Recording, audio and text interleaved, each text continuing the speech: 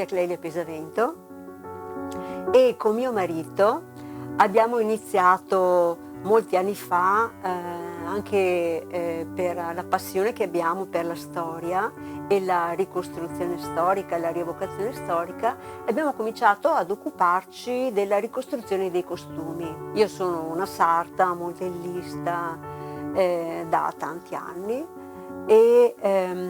però ho sempre portato avanti questa passione anche collateralmente all'attività professionale proprio di ricostruzione dei costumi storici. Questo è diventato un po' alla volta, prima dall'associazione storica e poi come attività proprio nelle fiere specifiche per la rievocazione storica, con la costruzione di costumi, in particolare tabarri e mantelli storici.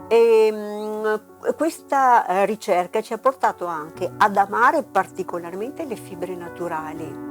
Le fibre naturali che danno sensazioni di benessere, quali la pura lana, i colori tenui, le tinte naturali e questo. E poi con l'andare del tempo questo è maturato anche in un altro progetto di moda non più storica ma anche moderna, sempre però con le fibre naturali.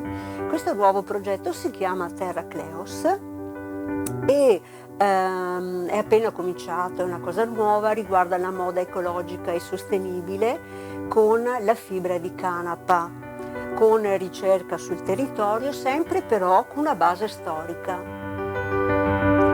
E questo ci ha dato comunque già grandi soddisfazioni, in quanto ho potuto partecipare con Confartigianato al Festival dell'Alta Moda Sostenibile di Sanremo e vincendo un premio.